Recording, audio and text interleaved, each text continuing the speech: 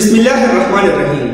السلام علیکم پیارے طلباء، اردو کلاس میں خوش آمدید۔ آج کے لیکچر میں ہم علم بیان کی بنیادی اصطلاحوں مثلاً تشبیہ، استعارہ، کنایہ، مجاز مرسل کی تعریف اور ساتھ میں ان کے اجزاء یا ارکان پر تفصیل سے بحث کریں گے۔ ہمارے ساتھ نمبر 1 پر ہے تشبیہ۔ علم بیان کی اصطلاح میں کسی چیز کو خاص وصف کی وجہ سے کسی دوسری چیز کی مانند قرار دینا تشبیہ کہلاتا ہے، یا کسی ایک چیز کو کسی مشترکہ خوبی یا برائی کی وجہ سے کسی دوسری چیز جیسا قرار دینا تشبیہ کہلاتا ہے۔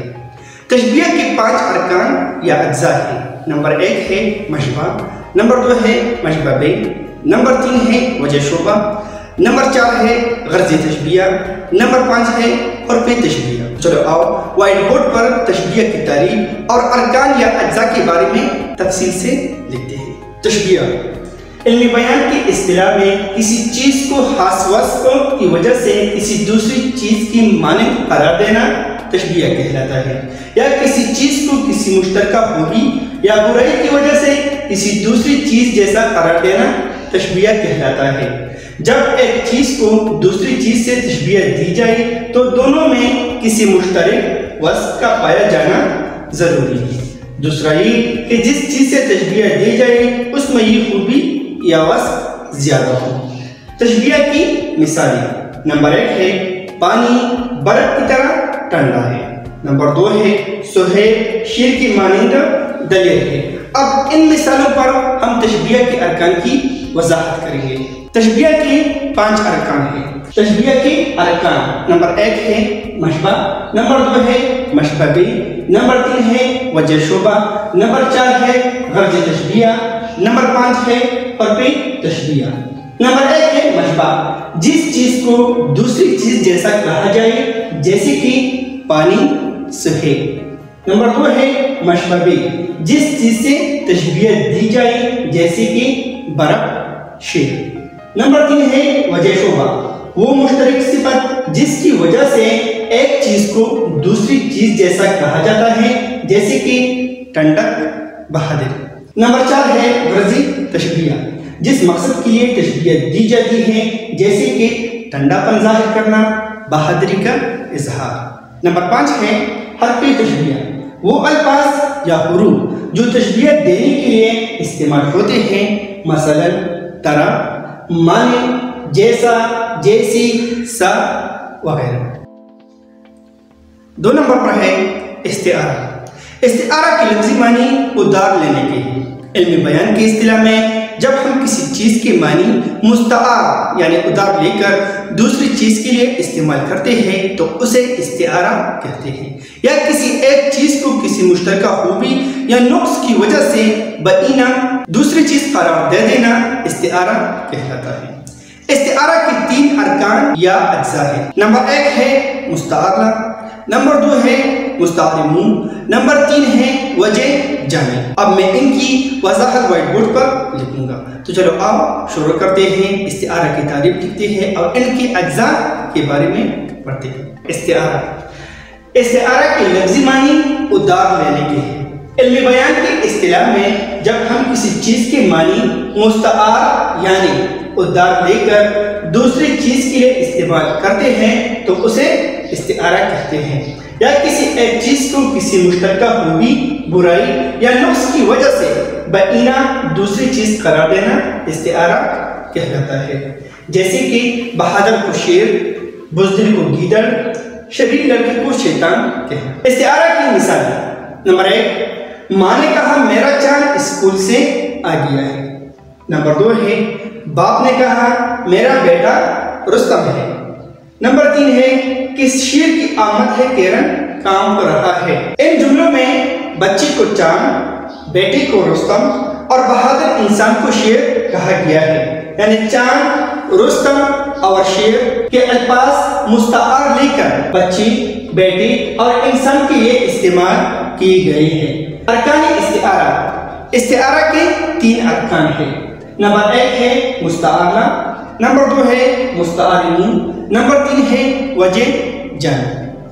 نمبر 1 ہے مستعارہ، جس کے لیے لفظ مستعار لیا جائے یعنی ادار لیا جائے۔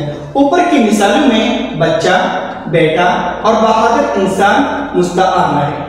نمبر 2 پر ہے مستعار منہ، جس سے لفظ ادار لیا جائے۔ مثالوں میں چاند، رستم اور شیر مستعاری منہ ہے، یعنی یہ لفظ ہم نے ادار لیے ہیں۔ 3 نمبر پر ہے وجہ جامع، مستعارہ اور مستعار منہ کے مابین مشترک صفت کو وجہ جامع کہا جاتا ہے۔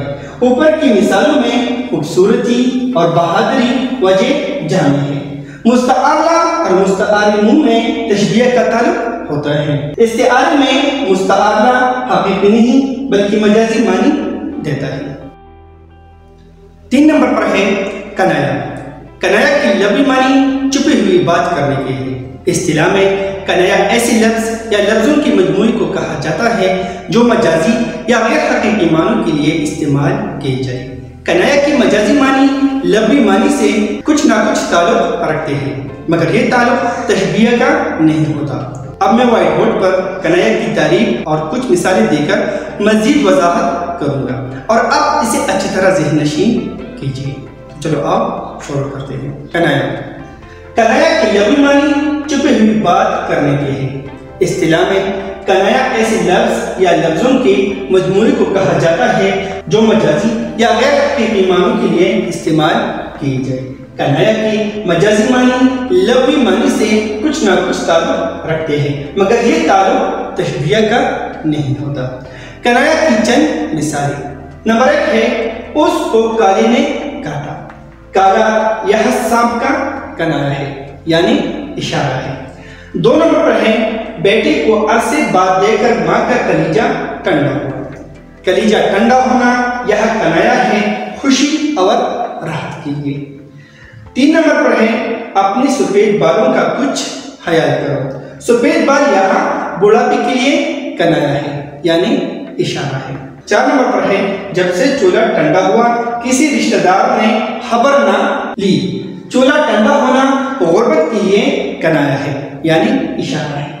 5 نمبر پر ہے وہ بڑا تنگ دل ہے۔ تنگ دل گھٹیا اور کنجوس آدمی کے لیے کنایا ہے، یعنی اشارہ ہے۔ کنایا ایک لفظ کو طرح طرح استعمال کرتے ہیں، اس سے رنگارنگ خوبیاں پیدا ہوتی ہے۔ تشبیہ، مجاز اور استعارہ میں اس کے کچھ نمونے آپ نے دیکھے۔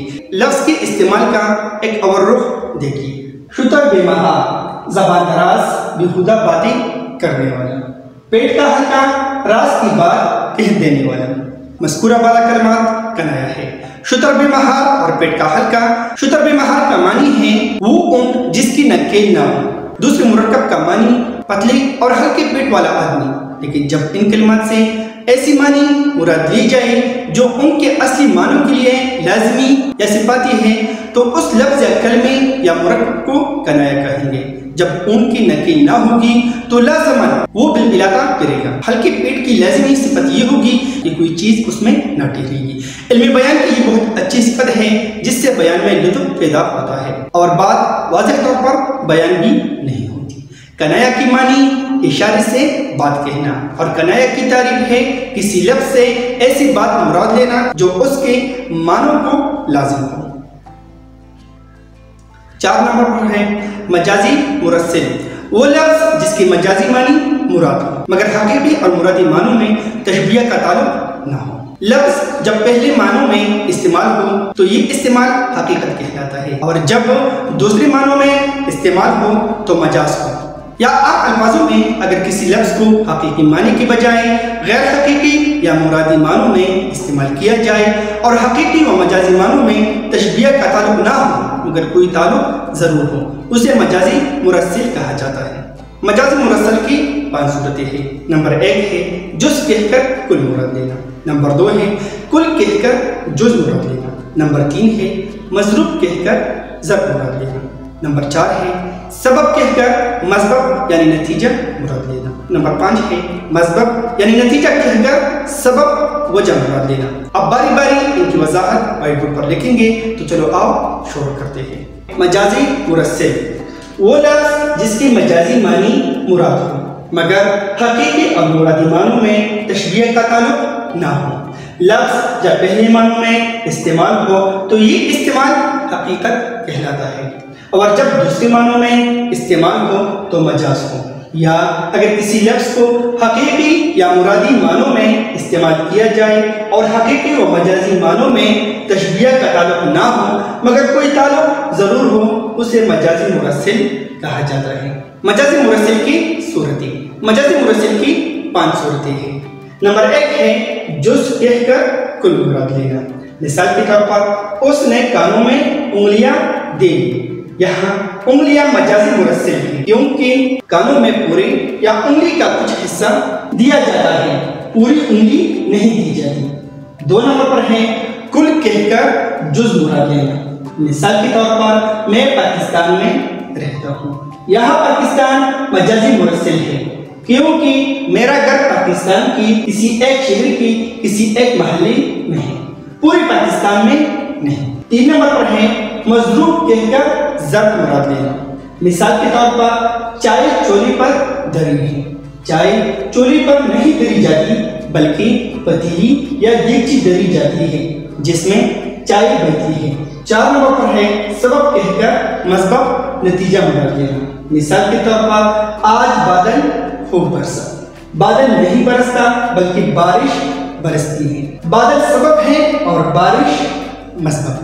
5 نمبر پر ہے مسبب نتیجہ کہہ کر سبب مراد لینا۔ مثال کے طور پر افسوس اس کے ہاتھ سے سب کچھ نکل گیا، ہاتھ مسبب ہے اور اقتدار یا حکمرانی سبب ہے۔ ہاتھ سے نکل گیا یعنی اب حکومت یا اقتدار نہیں رہا۔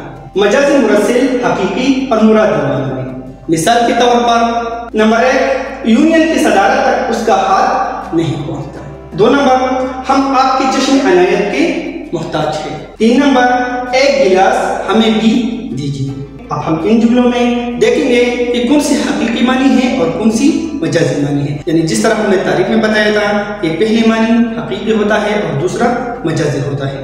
تو ان جملوں میں ہمارے ساتھ پہلا لفظ ہے ہاتھ۔ حقیقی معنی ہے جسم کا ایک جزو، مجازی معنی ہے قدرت و امکان۔ دوسری معنی ہے چشم، حقیقی معنی ہے آنکھ اور مجازی معنی ہے توجہ۔